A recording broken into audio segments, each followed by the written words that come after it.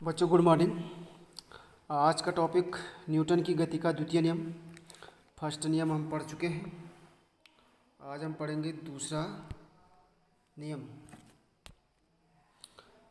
तो इस नियम के अनुसार क्या होता है, संवेग परिवर्तन की जो दर होती है, संवेग परिवर्तन की दर आरोपित बल के समानुपाती होती है। किसी वस्तु के संवेग परिवर्तन की दर उस वस्तु पर आरोपित बल के डायरेक्टली प्रोपोर्शनल यानी समानुपाती होती है। ठीक है।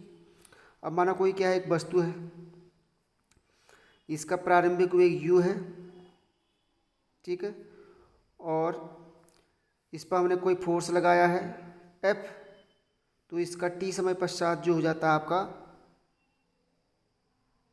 वेग v हो जाता है। ठीक है।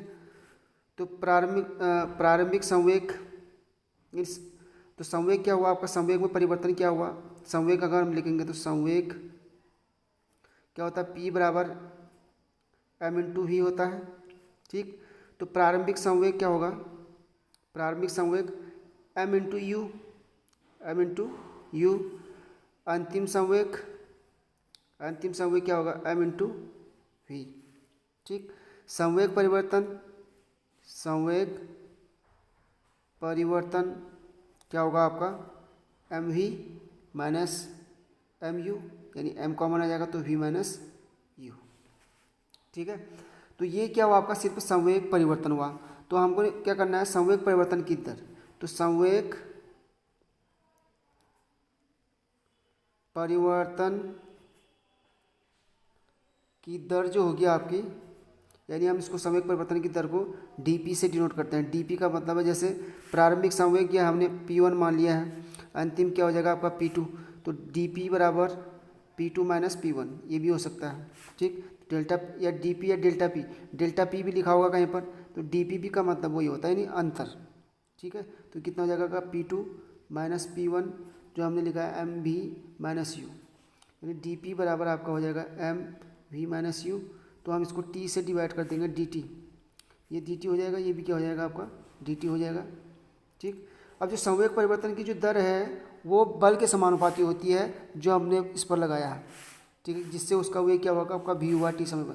तो f डायरेक्टली प्रोपोर्शनल टू क्या हो जाएगा आपका dp अपॉन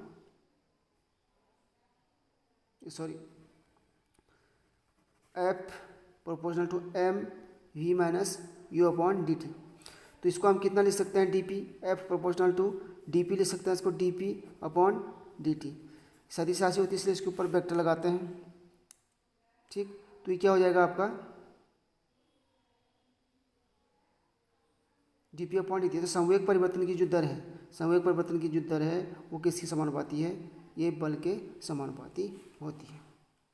ठीक है। अब इसको हम ऐसा भी लिख सकते हैं, इसको दूसरे शब्दों में हम ऐसा लिख सकते हैं, M V minus U upon D T है।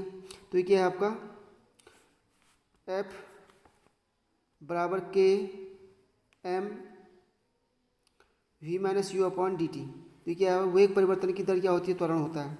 वेग परिवर्तन की दर क्या होता है आपका, त्वरण होता है। तो एफ प्रोपोर्शनल टू के एम इंटू ए, यानी एफ प्रोपोर्शनल टू आपका ए, एफ बराबर के क्या हो जाएगा आपका 1 हो जाएगा, तो एफ बराबर एम इंटू ए। ठीक है। तो ये होता है आपका द्वितीय समीकरण, द्वितीय नियम, न्यूटन की गति का द्वितीय नियम। ये भी होता है F proportional M B upon D P upon D T, और ये भी है एफ बराबर एम इंटू ए। ये भी कर सकते हैं, अगर हम किसी वस्तु का द्रव्यमान क्या है एम है और उस पर हम फोर्स एफ लगा रहे हैं, तो उसका जो त्वरण होगा आपका ए अपॉन एफ अपॉन एम होता है। ठीक।